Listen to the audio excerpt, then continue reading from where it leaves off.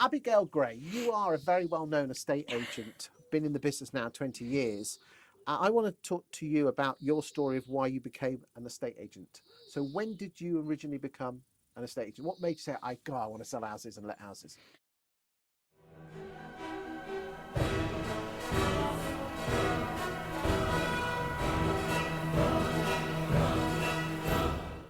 I had left university and hadn't managed to finish and didn't really know what I wanted to do with my life. So working for a publishing company to sort of tide me over, and I couldn't get any further in that career. And What year was this? That would have been 2001. Okay. 2001, and there was a conversation between myself and my dad, who was an estate agent, and that was a career that I'd always known growing up. And I'd spent lots of Saturdays and school holidays working at the company. And we had a conversation. We agreed that after Christmas, I would go and start work for him. So it was a new challenge.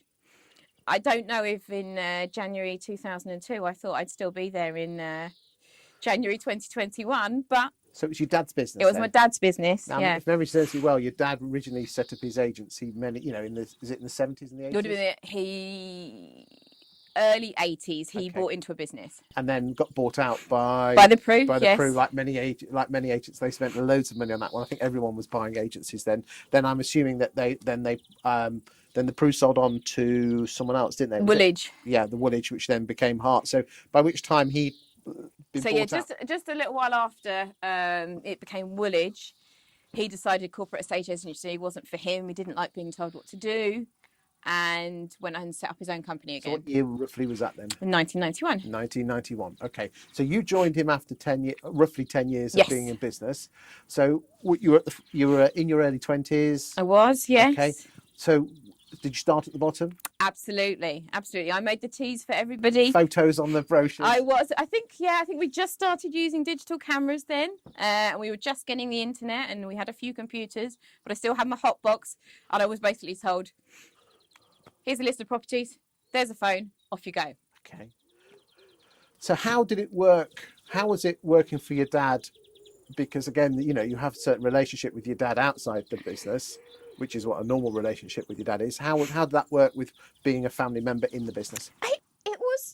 It was quite painless. I mean, you hear horror stories about family businesses, but my dad showed me what to do. And there were other people in the business who also trained me to do various things, but he left me pretty much to get on with it. And if I came and asked for his advice, he'd give it to me. Or if he saw I was doing something wrong, he would tell me what to do. But there was it wasn't very difficult to move between the family home and the family business. So you're still living at home? I was still living at home at that time, but I was itching to get my foot on the property ladder. Okay, so when did you buy your first home? 2003. Okay, in London. So prices were beginning to rise. Yeah, I bought a flat for £155,000. I wonder what it's worth now.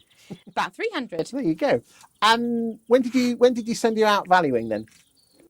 I moved into valuing lettings properties after about 2 years, I would say. Okay. Because when I started, I did both sales and lettings.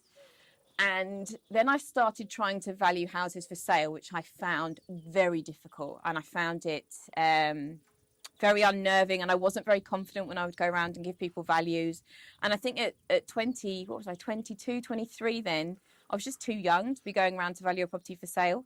It was fine for rental because that's where my life was. My friends were renting. Yeah. I'd done a bit of renting and I understood that process. So what actually happened was I was sort of suggesting to my dad that he was making very bad decisions on the people he was employing for lettings managers. And he got so fed up of me complaining about the people he was hiring that he just lost his temper and said, well, if you think you're so good, you have a go at it. And I was like, well, so am I the lettings manager now? So I became the lettings manager. Did you prefer lettings then at that more than estate agency at that point? I liked matching people with homes to buy. That really made me feel good. But lettings in terms of the client care and the nurturing of both the landlords and the tenants was very natural to me. Okay, so you're in your early to mid-20s now. What were your hopes and dreams? I mean, you were 05, 06, then we had the crash in 07, 08. What made you stick there? Was it just because there was no other job, so you thought, well, I may as well stop here? I guess guess I enjoyed the challenge. I mean, I worked really hard. I worked my arse off. I mean, I was easily banking 50 hours a week from a fairly early start. Were you married at this point? No, I didn't get married till 2015. Okay. So just putting your head down and working hard. How did the crash affect the business? It slowed down the sales side of the business, but we'd built a really healthy management portfolio by then, and that weathered the storm for us. I mean, that very much became our bread and butter, and that was when the business started to change in terms of the balance of money coming in from lettings and lettings. So more of a lettings than a sales. Exactly. Okay. At that point it switched.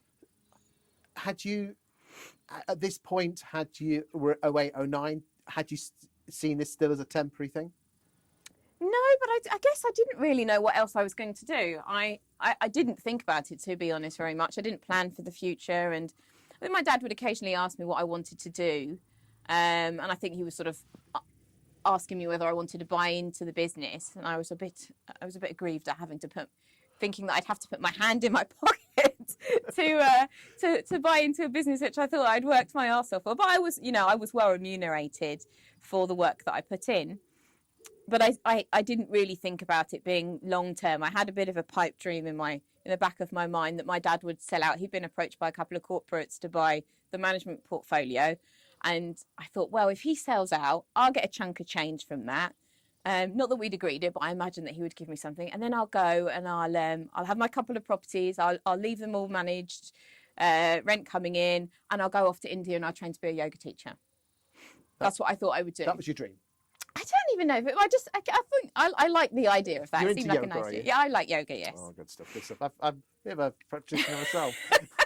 Honestly, I do it once a year with the round table. It's good fun. Okay. I tell you what, my downward dog is.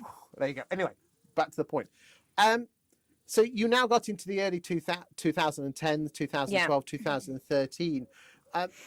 Again, were you just going through the motions of life? Just thinking. Yeah, I think we were building up our management portfolio. We had a couple more staff. The team was growing a bit, but I think we'd reached a plateau by that point in terms of our systems and processes weren't developing, and we were going through the motions. And I think that was partly because my dad was very content.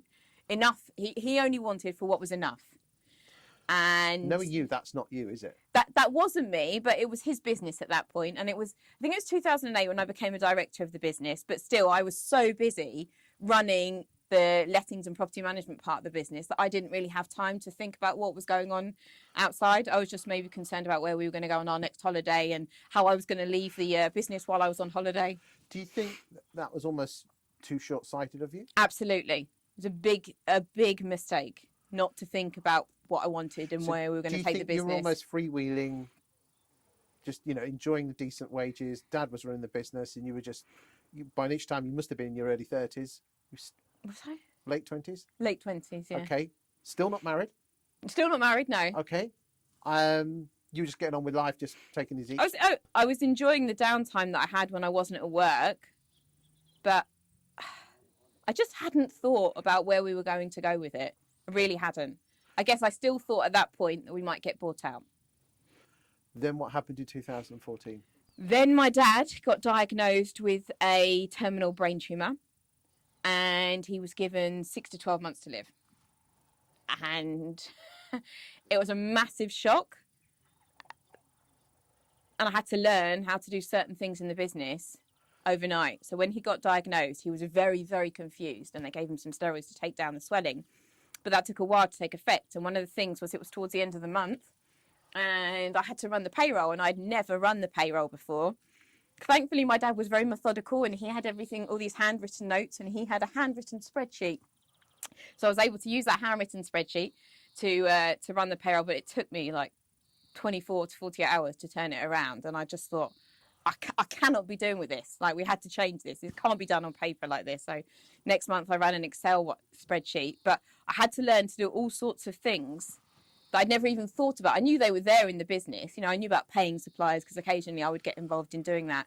But thankfully I had access to the bank and I was able to do a lot of these things. But it was a bit like a crash course in running a business in terms of just the daily machinery of it. So obviously your mother was dealing with your father. Yes. Your father wasn't very well. How did that affect you emotionally? I think for the first few days after he was diagnosed, I felt like I was in a black hole. I kept going through the motions because I had to go to work for some of that time. You know, he had hospital appointments and stuff, and we would all, like myself, my mum, my sister would always go with him. But when I wasn't doing that, I still had to go to work. I still had to turn up and make sure things were ticking over for him, right? It was his legacy, and I couldn't let him down. How were the staff at this point? Were they supportive of you? Very, very supportive, very supportive. I mean, a lot of the people that were working for us then still work for us now. So it's very much a family business, not just in the Grey family, but we have a family of people that work for us. Fortunately, your father passed away. Yes. Please accept my condolences on that. Thank you. Was that swift or? No, he surpassed all the doctors' predictions and was alive and kicking till mid 2016, and he got to see both my sister and myself get married and have babies. So a lot happened in those 2 years, but he lost his fight with cancer, as we knew he would, and passed away in June 2016. How has that affected you as a businesswoman? Obviously, I can see by your body language and the way you're talking that obviously affected you as a daughter. It will do. I think it made me realise then, it was like a light bulb moment. What were we missing in the business, and what would have happened had I not been working there and have some understanding of the business? We would have been in serious trouble, and there was a massive need for building in systems and processes. And it was a wake-up call for me, because I realised then why people would make mistakes. First of all, we're human, we always make mistakes, but there was a second reason. Why would members of the team make the same mistake time and time again? And I realised it wasn't about it was about training, but if there was no written point of reference for them, how were they able to remember it? Not everybody can remember things in minute detail, and not with all the things they have to balance at work. So that's when I realised we needed systems and processes, and things had to be written down, because if anything happened to me, we'd be screwed.